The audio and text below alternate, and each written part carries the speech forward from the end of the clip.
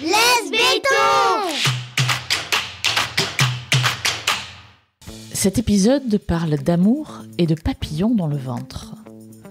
Carole y raconte son coup de foudre pour un moulin qu'elle a déniché en Eure-et-Loir après de longues recherches pour assouvir son besoin de nature. De cet endroit qu'elle a appelé le Moulin Cœur, elle a fait un lieu de guérison, une terre d'accueil pour des groupes où l'on se sent bien. Carole décrit ici sa vie urbaine, comme elle appelle cet équilibre qu'elle a su organiser entre Paris et l'Eure-et-Loir. Elle y parle surtout de sa résilience libanaise et des efforts, voire des sacrifices qu'elle a faits pour construire ce lieu de ressourcement et réussir son intégration dans la vie locale. Je suis Amélie Dag, bienvenue dans Laisse béton et bonne écoute.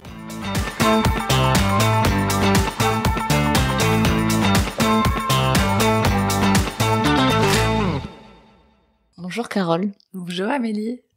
Nous sommes au Moulin Cœur avec un E à la fin, à Chuines en Eure-et-Loir. Qu'est-ce que c'est que cet endroit ? Qu'est-ce que c'est que cet endroit ? La question, ça commence bien. Vous avez 4 heures. Cet endroit est l'endroit de mes rêves. Un endroit que j'ai cherché pendant des années. Je cherchais un endroit qui soit pas trop loin de Paris, qui soit vraiment dans la nature et qui me fasse rêver pour pouvoir faire rêver les autres et les groupes que j'allais accueillir. J'ai mis des années à le trouver et puis un jour il m'est apparu.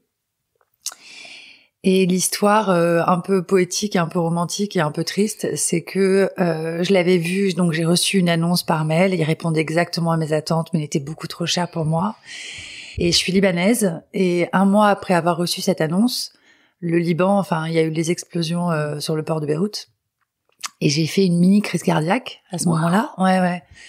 J'ai vraiment eu un très très gros choc. Et suite à ce choc, je me suis dit, comme je viens du Liban et que je sais que rien n'est acquis, je me suis dit, au diable l'argent, on s'en fiche, va voir ce moulin, il te parle. Et je suis arrivée ici et je pense qu'en 15 mètres, mais vraiment 15 mètres, alors que c'est 7 hectares et demi, donc il y avait quand même beaucoup de superficie, en 15 mètres c'était réglé. Je crois que j'ai eu un coup de foudre, quelque chose vraiment de l'ordre du choc amoureux. C'est vrai. J'ai déjà eu des coups de foudre dans ma vie et je remercie beaucoup la vie pour ça. Et ça m'a vraiment fait la même réaction. Donc quoi, le cœur qui palpite, les poils qui se hérissent. Tout, les endorphines, l'espèce d'état un peu extatique, déraisonnable. C'est génial. C'est-à-dire que je n'ai absolument pas vu les problèmes qu'il y avait ici, les travaux, je n'ai rien vu. J'ai vu juste, je t'ai trouvé. Chabalabala. C'était au ralenti et tout et ça. Puis voilà, après il y a eu des négos, un tas de choses. Et puis j'ai signé la promesse de vente. Et quand j'ai signé la promesse de vente, j'ai décidé de l'appeler Cœur avec un E. Et alors suite de l'histoire un peu magique, qui est vraiment vraie. Hein. Je sens qu'on va avoir des licornes arriver, des trucs comme ça. Il y a eu des elfes. C'est ça. Donc j'appelle le moulin Cœur et puis je me retrouve ici avec les anciens propriétaires pour prendre un café entre la promesse et la signature. Et là, elles m'apprennent qu'il y a un étang sur le terrain que j'avais pas vu, qui est en forme de cœur. Non. Et qui a été fabriqué par le propriétaire dans les années 70, qui devait être un hippie, et qui a fait construire cet étang parce qu'il voulait que sa femme se baigne nue au bord d'un cœur. Génial. Bon, voilà, tout est dit. Alors, qu'est-ce qui s'y passe ici ? Tu me dis qu'il y a plein de monde qui y vient. Qui accueilles-tu dans cet endroit et qu'est-ce que vous y faites ? Alors, l'idée de cet endroit, c'était d'assouvir mon besoin de la nature, d'assouvir mon besoin de soins de la nature et de le partager. Ça, c'était vraiment une priorité, d'où l'importance d'un bâtiment grand. D'accord. Pour pouvoir accueillir beaucoup de gens. Donc, dans un premier temps, bien sûr, mes amis et ma famille, c'était très important pour moi. Ouais. Et puis, très vite, et c'était le plan, c'est d'accueillir des groupes qui viennent profiter de cet endroit pour soit créer, soit travailler, soit partager, soit les trois en même temps. Donc, j'accueille depuis 1 an des séminaires d'entreprise. D'accord. Des stages de développement personnel ou de yoga ou de toute pratique Ça dépend, ça peut être vraiment de tout. Des associations aussi qui ont besoin de se réunir. D'accord. Et puis des groupes privés aussi un peu, des familles, des rassemblements. Je fais un peu d'événementiel, très choisi. D'accord. Et depuis le mois de juillet 2022, je fais un événement associatif qui s'appelle la plage Bonheur sur Eure. Pendant 3 jours, en fait, le moulin est ouvert à tous. Avec des concerts, une buvette, un bar, etc. L'idée étant de se réunir. Moi, c'est très important pour moi, l'hospitalité et le partage. Et puis de pouvoir offrir aux gens la possibilité de profiter d'un endroit qui est assez spectaculaire, parce que c'est un moulin. Donc voilà, je le considère comme un endroit de partage. Est-ce que tu peux me décrire ton amoureux? À quoi il ressemble? Alors, mon amoureux est magnifique. Il est superbe. C'est donc un terrain qui fait 7 hectares et demi, qui est principalement constitué d'eau, puisqu'il y a la rivière Eure qui traverse tout le domaine. Il y a ce que j'appelle un lac et qu'on peut appeler un étang. Il n'y a pas de catégorisation en France, qui doit faire 4-5 hectares. D'accord. Il y a l'étang en forme de cœur. Le fameux. Il y a des jardins. Donc, ce sont des endroits qui sont un peu plus civilisés, un peu plus... parce que le reste, j'essaye vraiment de le laisser à l'état naturel. Il y a une prairie où il y a mes 2 brebis d'Ouessant, sauvages et folles, que j'adore, qui font leur vie. Et là-dessus est posé le bâtiment du moulin, qui ressemble... moi, il me fait penser à une caserne de pompiers, parce que les moulins à eau, c'était quand même des endroits de travail à la base. Donc, vraiment, ça ressemble un peu à une usine, quelque part, avec plusieurs étages, où il y a donc...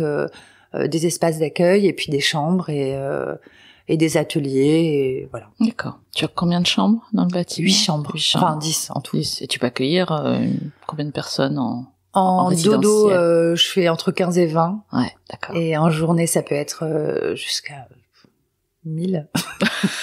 Ok. Alors, tu partages ta vie entre Paris et cet endroit, et cet amoureux. Tu me parlais de grand écart quand on s'est rencontrés. Pourquoi cette expression? Qu'est-ce qui fait que c'est un grand écart? Alors, moi, j'ai créé un terme qui, je trouve, me caractérise assez bien et caractérise sans doute d'autres gens et j'aimerais beaucoup les rencontrer. C'est la rurbanité. C'est-à-dire que moi, je me considère comme rurbaine. J'ai une vraie vie rurale ici. C'est ma résidence principale. C'est là où je passe la plus grande partie de ma vie.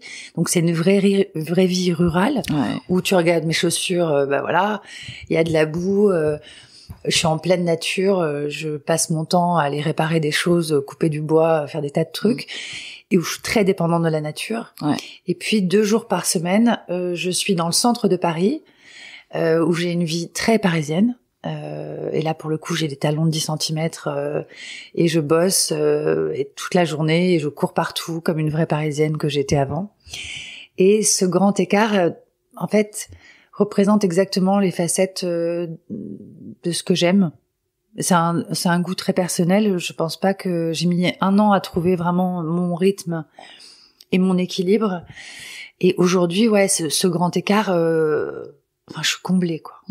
Alors ça demande beaucoup, beaucoup d'organisation, beaucoup d'efforts financiers, de gestion d'énergie, vraiment énormément. Mais je suis comblée de ma urbanité. Tu parlais de besoin de nature tout à l'heure. Comment tu l'as ressenti? Je l'ai toujours eu. Je l'ai vraiment toujours eu. Donc auparavant, je vivais principalement à Paris, sauf au début de ma vie où j'étais au Liban. Et aussi loin que je m'en souvienne, le week-end à Paris a toujours été quelque chose qui me mettait dans un état de grande détresse. Où je me disais, qu'est-ce qu'on fait le week-end? Il s'avère que j'avais une vie très remplie, mais je comprenais pas cette vie remplie de shopping, restaurant, etc. Même si j'étais une grande fêtarde. Enfin, c'est pas... En fait, je trouvais qu'on était totalement déconnectés de tellement de choses. Alors, quand je travaillais, donc la semaine, ça me paraissait à peu près cohérent. Parce que le travail que je faisais, c'est-à-dire en l'occurrence, j'étais journaliste, productrice, etc. Je pouvais pas le faire en pleine campagne. Mais tout le reste du temps, je trouvais ça super bizarre. Et donc, toute ma vie, j'ai essayé de trouver la nature et je l'ai trouvée beaucoup trop loin. J'ai habité 6 mois dans les îles, j'ai habité 6 mois dans le désert, j'ai habité 2 ans aux Philippines en 2013 où j'ai monté un endroit dans la jungle. Tout ça, super. Mais en fait, c'était justement pas le grand écart. C'était le saut à chaque fois trop radical. Ouais, d'accord. Et j'ai besoin de la nature. C'est inexplicable. En fait, je pense que c'est un état naturel. C'est comme respirer pour moi. Ouais. Au Liban, tu as eu un contact avec une forme de vie rurale ou tu as grandi en ville? Alors, on était en ville, mais au bord de la mer, parce qu'on habitait à Beyrouth. D'accord. Donc déjà, il y a quelque chose Bien qui sûr, est... Et puis, la nature est omniprésente au Liban. Alors, je sais pas si on peut appeler ça rural, mais en tout cas, la nature est omniprésente. D'accord. Moi, j'y retourne beaucoup. La moitié de ma famille habite toujours là-bas. Il y a des arbres. En fait, c'est tout bête, mais il y a des arbres. Quand tu regardes à gauche, il y a la mer. Quand tu regardes à droite, il y a la montagne. Alors, ok, il y a des constructions partout, mais la nature est toujours là. Et Paris, c'est très particulier, je trouve, par rapport à d'autres grandes villes dans le monde. C'est qu'il n'y a pas de nature. Les seuls jardins qu'on peut avoir, et là, je vais un peu caricaturer. C'est des jardins à la française, très propres, rien ne dépasse, etc. On n'a pas le droit de marcher sur l'herbe, etc. On n'a pas le droit de toucher, c'est incroyable. Bon, alors, dans des villes comme New York ou Londres, il y a des vrais grands parcs, où donc il y a une approche de la nature qui est peut-être un peu moins coupée. Mais Paris, j'adore Paris, je trouve ça magnifique, c'est absolument superbe. Mais c'est de la pierre. Elle est comment, ta vie ici? Tu disais que tu coupais du bois, que tu avais de la boue sous les semelles, mais au-delà de ça... D'abord, elle est géniale. Elle est comment? Ici, il y a une partie professionnelle très importante. Moi, je suis coach professionnel et personnel en entreprise et pour les particuliers. Donc, toutes les consultations avec les Parisiens, je les fais à Paris, au cabinet, très bien. Et tout ce qui est visio, international et province, je le fais du Moulin. D'accord. Et j'ai commencé à développer une clientèle ici en Eure-et-Loir, en physique, donc des chefs d'entreprise et des particuliers aussi. D'accord. Donc ça commence à prendre. Ce qui que tu reçois ici. Que je reçois ici. Donc là, il y a vraiment cette partie travail. Après, il y a la partie travail autour du moulin, parce que ça demande beaucoup de démarches et de choses diverses et variées. Il y a ma vie locale, qui est riche, et j'en suis vraiment... non seulement honorée, mais très heureuse. J'ai vraiment tout fait. J'insiste sur le faire, pour m'insérer de la façon la plus douce et respectueuse et en même temps aidante dès que je suis arrivée. D'accord. Donc j'ai une vie locale très développée ici, aussi bien amicale, parce qu'aujourd'hui je peux dire que j'ai des amis. Si vous m'écoutez, je vous aime. J'ai des amis qui sont là, mes voisins, et certains voisins. J'ai beaucoup de relations avec des gens et j'essaye de travailler vraiment main dans la main avec la mairie de Chuines et la mairie de Courville et la communauté de communes pour essayer de voir qu'est-ce qu'on peut faire ensemble, et on fait des choses ensemble. Comment as-tu fait ça, cette intégration qui est quand même pour beaucoup une appréhension, un mystère, etc., qui est vraiment pas facile en général, parce que personne t'attendait, j'imagine. Et justement, c'est là où je me suis positionnée, c'est que personne ne m'attendait, et donc je suis pas arrivée en disant attention, je vais vous expliquer des trucs. Je suis arrivée le premier jour. Et monsieur Jacques Maupu, si vous m'écoutez, vous savez que je dis la vérité. Nous vérifierons de toute façon. Bien sûr, on va l'appeler. Je suis arrivée ici le 10 décembre 2020. Le 11 décembre 2020, j'ai appelé la mairie de Chuines en disant bonjour, je viens d'arriver, je vous remercie de m'accueillir, est-ce qu'on peut se rencontrer? Et le 12, Jacques Maupu, donc le maire de Chuines, était ici, on a pris un café, on a fait connaissance, et ma démarche, ça a été qu'est-ce que je peux faire pour Chuines. C'est-à-dire, merci tellement de m'accueillir. On ne se connaît pas. Prenez le temps de me connaître, mais en tout cas, moi, je suis là pour participer à la vie locale. Et par la suite, je l'ai démontré. D'accord. Ok. Je l'ai démontré. C'est-à-dire, c'était pas des mots en l'air. Donc, j'essaye vraiment de participer à la vie locale en donnant du temps. Je suis vice-présidente de l'association de la biodiversité à Chuines. D'accord. J'ai monté une association, moi de mon côté, avec ma fille, qui fait des choses ici. D'accord. Je participe à la vie locale. Je vais aux événements.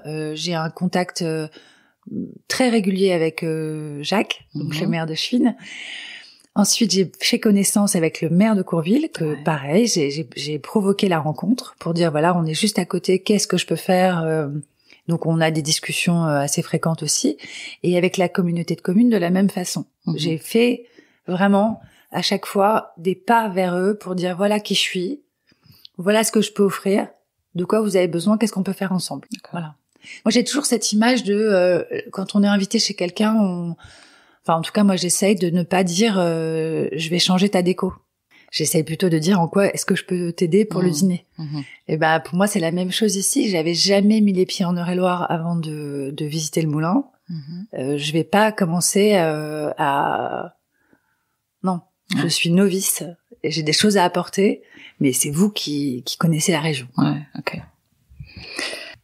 Est-ce que ta vie aujourd'hui ressemble à celle que tu imaginais le 9 décembre 2020 avant de t'installer ?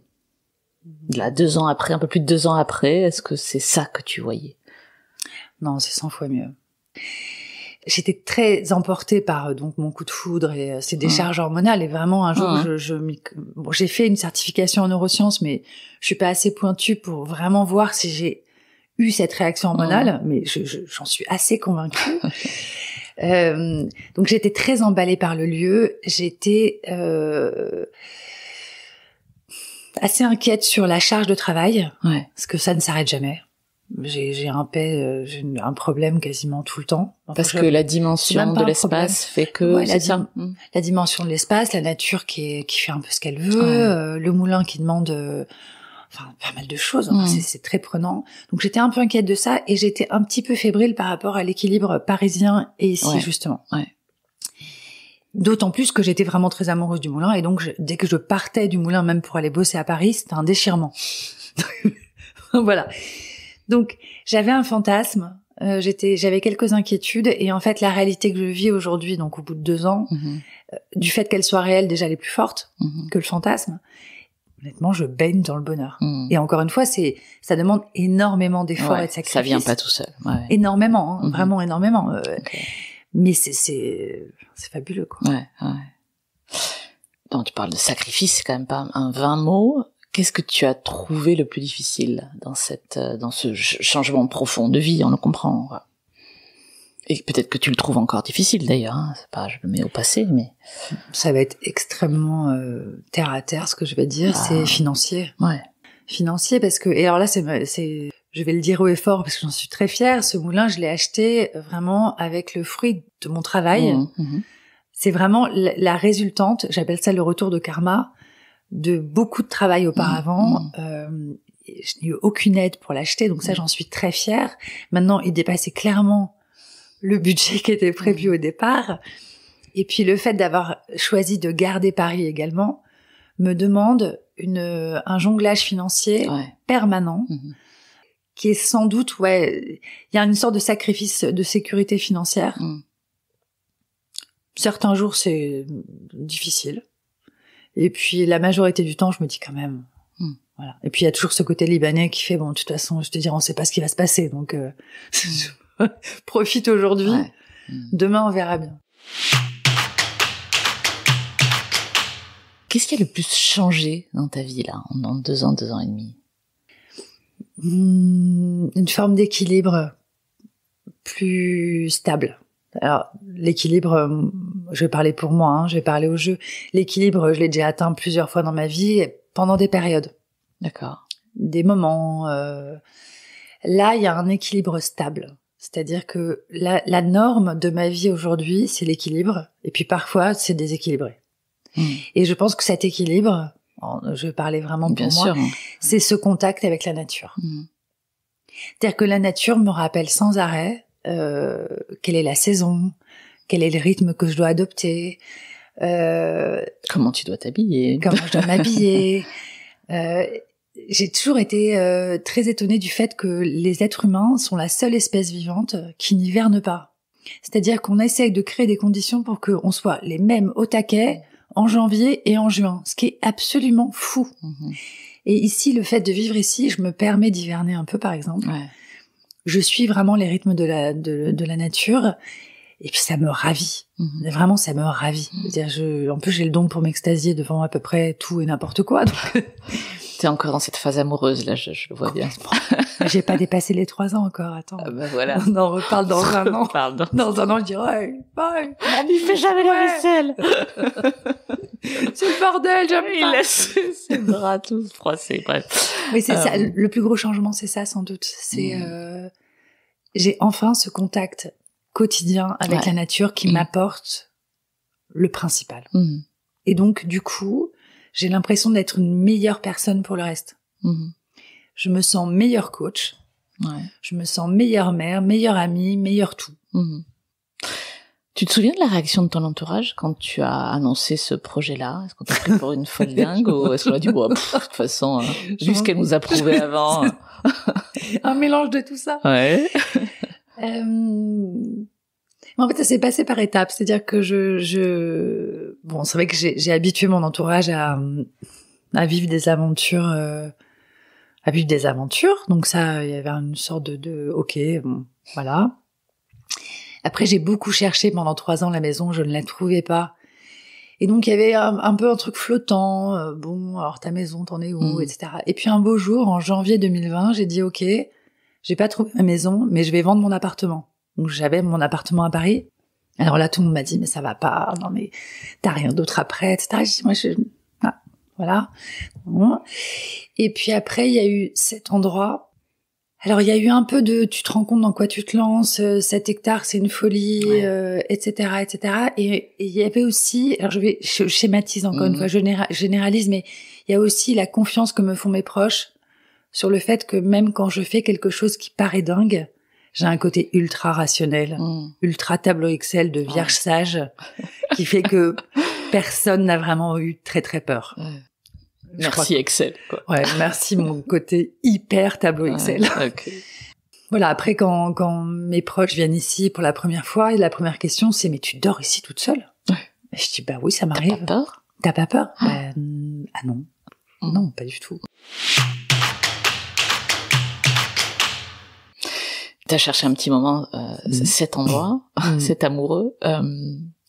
Qu'est-ce que tu cherchais? C'était quoi tes critères? Tu te souviens? Ouais, très bien. Je voulais que ça soit très proche de Paris, enfin très accessible. Et là, en l'occurrence, le Moulin, il est à 1h10 de train et 15 minutes de marche de la gare. Ouais. Donc ça, c'est quand même fou. Je voulais que ça soit gigantesque. J'avais besoin d'avoir de la terre. Ouais.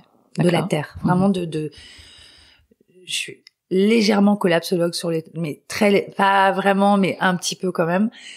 Enfin, pas collapsologue, mais bon, je vois bien qu'on est sur un tournant de l'humanité assez important. Je crois à des valeurs vraiment basiques, la terre, l'eau, etc. Donc, il fallait que ce soit très grand, très nature, et il fallait que j'ai un coup de foudre qui fasse que j'ai envie d'y retourner, même à 1h du matin, parce qu'il y avait un problème. En mois de février. Voilà.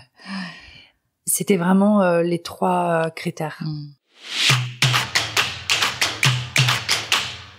J'ai bien compris, j'entends, et c'est tout ça tu l'as fait toute seule, et c'est d'autant plus, je pense, énergisant, valorisant, etc. que tu l'as fait toute seule. Sur quoi ou sur qui tu t'es appuyée quand même dans cette transition-là? Et même aujourd'hui, j'ai bien compris que tu avais fait appel aux élus locaux, etc. Et je pense que ça aide. Qui d'autre, ici ou ailleurs, ou quoi d'autre? Écoute, la réponse qui me vient, c'est ma résilience libanaise. Je reviens là-dessus. Je vais faire une petite parenthèse là-dessus. C'est que donc, moi, je viens d'une famille franco-libanaise qui vivait au Liban. D'accord. Et à 4 ans, j'ai connu la guerre civile. Et non seulement on a connu la guerre civile, mais on a été réfugiés en France. Et moi, j'ai vécu 6 mois, entre autres, en France toute seule avant que mes parents arrivent. Donc tout ça est très traumatique. Et puis ensuite, le Liban vit ce qu'il vit. Aujourd'hui, il vit la plus grosse crise économique que l'humanité ait connue, je crois, ou un truc comme ça. Et quand je vais là-bas, je vois ma famille qui continue à rire, à être ensemble, à manger. Il y a plus d'électricité, il y a plus de fuel, les supermarchés sont quasiment vides. La livre a perdu, je crois, 40 fois sa valeur. Il y a une forme de résilience libanaise que j'ai appris avec mon expérience familiale. Et ça m'aide beaucoup ici. C'est qu'en fait, rien n'est grave. Rien n'est grave. Si ma famille va bien, les gens que j'aime vont bien, et moi je suis en bonne santé, honnêtement, mais il y a rien de grave. Vraiment, moi qui suis coach, j'entends complètement les douleurs des gens qui peuvent être plus peut-être anodines sur le papier. Je pense qu'il n'y a aucune échelle de la douleur. En revanche, je remercie toutes ces douleurs de m'avoir faite aussi résiliente, parce que ça, c'est quelque chose qui, aujourd'hui, m'apporte énormément. Donc ça, c'est la principale force que j'ai. Après, j'ai une famille qui est, tu l'auras compris, proche. Pas forcément géographiquement, mais en tout cas. Alors, il y a une partie qui est très proche à Paris, parce que il y a mon frère et ma fille et mon père qui habite au Liban, qui vient souvent en France. Mais surtout, il y a une cellule, c'est-à-dire il y a un espace toujours de support dans cette famille. Jamais il y en a un qui est laissé, jamais. Donc il arrive que je me plaigne pendant une semaine parce que j'arrive pas à m'en sortir et je suis entendue. Ça c'est super. On peut les appeler. Ouais, on peut les appeler, bien sûr. Ils vont répondre tout de suite. Prennent des appels de personnes extérieures à la famille. Merci. Bien sûr, bien sûr. Donc il y a ça, et puis après moi je fais partie de plein de cercles de gens. Il y a plein de choses qui me viennent. Par exemple, un cercle de gardiens de lieux dont je fais partie. Donc c'est un groupe qui a été créé par Maëlys et Cyril de l'Arbre aux Étoiles, qui est un lieu en Normandie. Ce groupe, il fait que tous les mois, on se réunit par Zoom pour échanger sur nos lieux. Donc on est tout un groupe de gens qui avons des lieux en France, qui accueillons des gens. Excellent. Donc il y a ça, par exemple. Je fais beaucoup de formations en prospective et innovation. Notamment à l'Institut des Futurs Souhaitables. Et l'Institut des Futurs Souhaitables a vraiment créé une communauté de gens qui sont très portés sur la question de l'environnement, du climat, de l'impact. Et donc, pareil, il y a beaucoup de soutien et beaucoup de conférences et de choses, de réunions, etc. pour se porter les uns les autres. Bon, après, j'ai un cercle amical aussi qui est merveilleux. Moi, je pense que j'ai créé aujourd'hui un environnement qui me permet d'avoir ce lieu. C'est marrant parce que je vois plusieurs anneaux en fait de cercles, tu vois, de amicaux ou semi-pro qui t'entourent, c'est bien. Et il y a une dernière chose aussi, et ça c'est sans doute en rapport avec mon métier de coach. On me demande souvent qu'est-ce qu'il faut pour être coach. Ma réponse aujourd'hui, c'est l'intégrité. C'est-à-dire vraiment une intégrité et une hygiène de vie. Et pas l'hygiène de vie je me brosse les dents. Je me brosse les dents, je fume pas de cigarette, etc. L'hygiène de vie, c'est vraiment de savoir qu'est-ce qui se passe à l'intérieur, une sorte d'écologie profonde. Et ça, j'ai eu très vite conscience ici que si je maintenais pas une certaine forme physique, mentale, c'était pas jouable. Donc j'ai toujours ce truc, c'est un peu comme un sportif. Dès que je vois que je faiblis un peu, que je fatigue un peu, je me repose. Je ne joue pas avec ça. Parce que je ne peux pas me permettre de pas être en forme. Et ici, tu arrives à te reposer. Tellement bien. Parce qu'on dort bien, probablement. On dort hyper bien. Ça ne m'étonne pas. Est-ce que tu aurais une anecdote à me raconter, je sais pas, un moment où tu te serais dit, non mais c'est exactement pour ça que j'ai remué ciel et terre pour m'installer ici, tu vois? Je sais pas, c'est pour une extasiée, mais... Vas-y, extasions-nous. À chaque fois que j'arrive. Ah ouais. À chaque fois. Ah, c'est génial, avec une répétition en plus. À chaque fois. C'est-à-dire que même quand je pars une journée, j'arrive dans l'allée là, tu vois, qui arrive au portail, et je souris bêtement. Et la majorité du temps, je pousse un petit cri. Très bien. Ah, je suis trop contente. Même quand je suis toute seule. Les voisins sont prévenus ou Alors, je suis dans ma voiture, donc ils ne m'entendent pas. Très bien. Mais... ouais, en fait, c'est un état de bonheur renouvelé et qu'en plus, je laisse s'exprimer.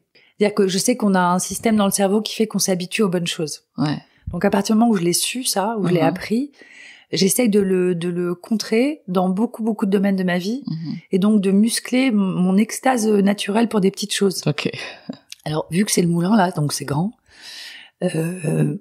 c'est assez musclé. C'est-à-dire que vraiment, je ressens du bonheur dès que j'arrive ici.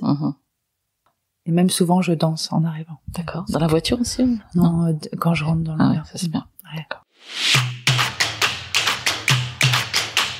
Tu me disais que tu ne t'étais pas lancée dans des travaux monumentaux au début. t'as forcément eu envie de changer des choses en arrivant, peut-être d'isoler mieux, je ne sais pas. Et tu me disais que tu faisais les choses progressivement, c'est ça? Ouais, au début, il y a eu une espèce d'affolement de moi et des artisans qui sont venus ou des amis qui sont venus en disant il faut faire ci, il faut faire ça, etc. Ça m'a créé beaucoup de stress.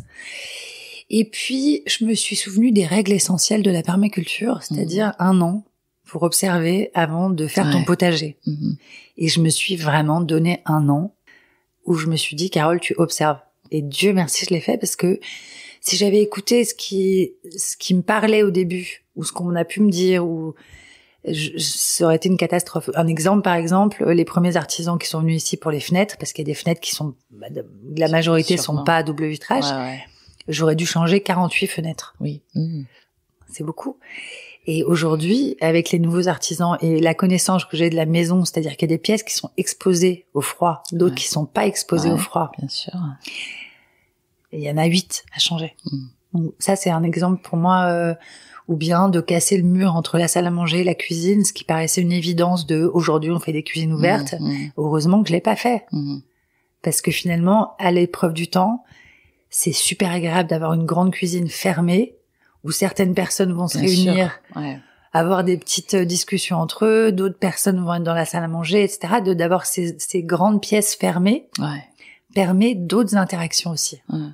C'est des petits exemples. Voilà, il y a ça, puis après il y a la sobriété, qui moi est très importante. Je suis vraiment une consommatrice repentie. On est nombreux dans ce cas. Donc aujourd'hui, par exemple, la majorité des meubles ici, ça vient de la ressourcerie, des compagnons du partage, du Bon Coin, sauf les canapés et la literie, pour lequel je n'ai aucune tolérance. Que ce soit clair. Ici, on dort. Dormir, c'est important. Mais tout le reste, c'est principalement de seconde main. Et pour les travaux, c'est ce que j'essaie de faire, c'est-à-dire déjà de voir ce que je peux garder et de restaurer ce qui n'est vraiment pas gardable. Pour l'instant, ça va. Et je trouve qu'un coup de blanc, c'est quand même pas mal déjà. Qu'est-ce que tu aimerais dire à ces gens qui hésitent encore ou qui sont attirés par une vie plus équilibrée? Je reprends tes termes de tout à l'heure. Qu'est-ce qu'il faut savoir? Comment tu peux les inciter à passer le cap? Ou voilà, qu'est-ce que tu aimerais partager? Alors, j'ai de plus en plus de gens qui m'appellent pour échanger. C'est toujours un plaisir. Ce que je dis en général, alors bon, après c'est compliqué pour moi parce que j'ai mon métier de coach fait que j'essaye de ne pas donner de conseils, sauf quand on me les demande. Et là tu m'en demandes. Eh oui. Donc t'as le droit, allez hop. Je vais m'autoriser. Le conseil, les conseils que je pourrais donner, c'est quand je prends cet endroit et ma vie aujourd'hui, ça demande beaucoup de cœur. Et je dis vraiment ça de façon choisie. C'est que c'est pas mental. Mentalement, je pense qu'on regarde ma vie aujourd'hui d'un côté purement cartésien, ça n'est pas du tout raisonnable. Mais pas du tout. C'est vraiment... En revanche, et bon, c'est pour ça que l'endroit s'appelle Cœur. Regarde, j'ai un sweatshirt qui s'appelle Cœur. J'ai tout un projet maintenant qui s'appelle Cœur, avec une asso, un lieu, une boîte. Enfin, les meilleures décisions pour notre vie, je pense qu'on les prend avec le cœur et pas avec la tête. Parce que la tête, elle est quand même portée par le cerveau reptilien qui, en gros, nous dit toute la journée, il faut survivre, protège-toi, reste sous une table. Voilà. Donc. Et mange des légumes. En partant de là, on risque de s'embêter un petit peu. Donc voilà, souvent donc quand j'ai des coups de fil ou des gens qui me rencontrent pour ça, ce que je leur dis c'est si c'est pas viscéral, c'est peut-être pas le bon moment ou peut-être pas la bonne direction, peut-être qu'il y a autre chose. Parce que c'est beaucoup. Et quand tu dis ça demande du cœur, j'entends courage. Non, moi j'entends de l'amour. C'est vraiment de l'amour de la nature, de l'amour de recevoir des gens, parce que c'est quelque chose de recevoir des gens. Moi, à partir du mois de mars jusqu'au mois de septembre, c'est énormément de gens qui arrivent, qui partent, etc. Moi, c'est un vrai plaisir. En fait, pour profiter de cet endroit, je dis toujours qu'il y a un prix à payer. C'est-à-dire que pour qu'il soit comme il est, ça demande de donner en permanence. Alors, principalement au printemps, tu connais, puisque au printemps, tu te retournes, ça a poussé. C'est... Tu vas boire un café, tu boire un café, tu c'est reviens. plus pareil. la pelouse qui avait été tondue a poussé. Ouais. Et donc c'est sans arrêt. Ouais, c'est un éternel recommencement. C'est pas des vacances du tout. C'est ouais, pour moi c'est pas du tout des vacances. Ouais. Mais c'est de l'énergie apportée quotidiennement, donc en mode homéopathique. Je suis très partante aujourd'hui. On me parle beaucoup des problèmes de la santé, du trou de la sécu, etc. Enfin, ça, c'est un truc qui revient quand même depuis des décennies. Moi, je pense que tant qu'on sera pas en France sur un système de prévention plutôt que de guérison, tout le système médical sera complètement déséquilibré. Et ben pour moi ici c'est la même chose. C'est on est sur un système où parfois les gens partent en vacances pour se reposer du travail, pour aller retravailler, se refatiguer. Moi, à la campagne, je trouve que on gagne en énergie de façon quotidienne pour pouvoir faire le reste. Ouais. Parce que la nature est ravigorante. Comment tu le sens dans ton corps, ça? Je traduis ce que je viens d'entendre par, en fait, je me repose en travaillant, entre guillemets, voilà, enfin, en travaillant pour le moulin, etc., en faisant des efforts. Est-ce que tu le ressens dans ton corps? Je sais pas, est-ce que ton corps s'est musclé différemment, tu vois? Oui. On mange différemment quand on est ici, forcément. Mais tout. Je me sens, je vais sortir un cliché de magazine féminin que je lisais quand j'avais 15 ans, mais je me sens 100 fois plus en forme aujourd'hui qu'à 30 ans. Mais 100 fois. Et je sais que le fait de vivre en nature est très, très, comment dire, très, très responsable, de ça. Ouais. Et je bouge, je dors bien, je dors sur la terre. Je dors pas sur des vibrations de métro. C'est complètement différent. Je respire de l'air qui est beaucoup moins pollué. Je pense qu'il est un peu pollué parce qu'on est quand même dans la Beauce, mais il est pas aussi pollué qu'à Paris. Les contacts humains sont plus cool. Ils prennent le temps, quoi. La temporalité est totalement différente ici. Il y a quelque chose pour moi, de plus naturel. Et comment on apprend ça? La patience, quelque part. Parce qu'effectivement, le temps, les choses prennent plus de temps, c'est évident. Comment toi, tu as appris ça? Peut-être que tu es encore en train d'apprendre cette patience-là. J'ai appris au prix de certaines frustrations. Au prix de certaines frustrations. Et puis, à un moment, je me suis adaptée. Ouais, à un moment, tu te dis, en fait, et ça me pas va moi, mieux. c'est le système qui est comme ça, quoi. Et ça me va beaucoup mieux. Beaucoup mieux, finalement. Ça correspond plus à ma nature. D'accord. De prendre le temps. Certaines choses. Et jongler entre cette vie-là, où les choses que tu viens de décrire, les choses prennent du temps, la nature nous dicte, en gros, à peu près comment on vit nos journées, etc. Et la vie à Paris qui, elle, n'a pas changé, parce que c'est pas parce que tout a changé qu'elle a changé. Tu deviens pas schizophrène à un moment? Enfin, quand tu as trouvé toi ton équilibre entre les deux? Ouais, j'ai mis 1 an pour trouver l'équilibre. Ouais. Pendant 1 an, c'était dur. C'était dur. Je faisais des allers-retours qui n'avaient pas de sens. Ouais. J'étais sans arrêt en suradaptation quand j'étais à Paris, et puis suradaptation quand j'étais ici. Donc j'ai mis 1 an à trouver mon équilibre. Aujourd'hui, en fait, l'un nourrit l'autre. C'est-à-dire que j'arrive à Paris et je pense que je suis très détendue. Ouais. Donc j'espère que je partage avec les gens que je fréquente à Paris une forme de détente de quelqu'un qui n'est pas dans le speed tous les jours de la semaine. Et quand j'arrive ici, je pense que j'apporte aussi une forme d'énergie, peut-être un peu plus speed. L'un nourrit l'autre. Okay. Mais la première année a été... c'était fou. Non, mais c'était fou. Et pareil, pour Paris, je m'étais dit, tu prends pas de décision avant 1 an. Tu te donnes 1 an pour savoir si tu quittes Paris définitivement ou si tu essayes de trouver une solution pour garder les deux. Ouais. Et la solution a été de garder les deux. D'accord. Qu'est-ce qu'on peut te souhaiter? C'est pas tant à moi, c'est plutôt le moulin, quoi, qu'il continue à remplir sa mission. Pour moi, c'est un endroit guérisseur. Je suis très très touchée. Je vais revenir sur le Liban, par la situation du Liban qui me meurtrit. On n'en parle pas du tout en France, mais c'est vraiment un pays qui va très très très très mal. Donc je suis très meurtrie par ça et le moulin me guérit. Vraiment, il me soigne. Et les gens qui viennent ici me disent souvent que ça leur fait un bien fou d'être ici. Et même les petits enfants, par exemple, sont très heureux ici, génial. qui pour moi est très très significatif. Donc en fait, ce qu'on peut me souhaiter, c'est que cet endroit continue à offrir de la nature, des bons moments, des bonnes énergies. Voilà. Donc ça, c'était le sujet très cœur. Après, il y a un sujet plus pratique, plus cartésien, c'est toutes les questions de la transition énergétique, climatique, humaine. Et ça me tient vraiment beaucoup à cœur que ça soit de plus en plus développé en centre Val-de-Loire, ce qui est en train de se faire. Ouais. Donc ça me tient vraiment à cœur. Et puis globalement, de continuer à pouvoir œuvrer pour justement une forme de transmission par rapport à ça. Et ce qui me touche vraiment, moi, c'est les sujets d'écologie profonde. Ouais. Et l'écologie profonde, c'est vraiment à l'intérieur de soi. Comment être un être humain encore mieux.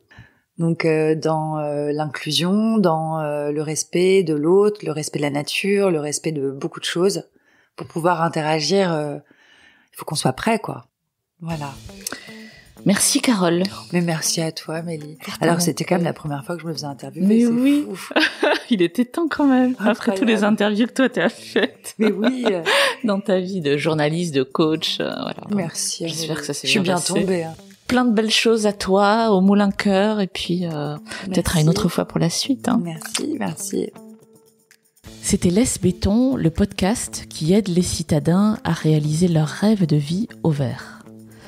Si vous voulez réagir à cet épisode, témoignez vous-même au micro de Laisse Béton ou me suggérez des invités. Écrivez-moi à amélie@laisse-béton.fr. Laisse Béton est également présent sur Instagram, Facebook, Twitter et LinkedIn. Si vous aimez ce podcast, abonnez-vous sur Apple Podcast, Google Podcast, Spotify ou Deezer. Décorez-le d'étoiles sur votre appli de podcast préféré et parlez-en autour de vous, c'est encore le meilleur moyen de le faire connaître. À très bientôt.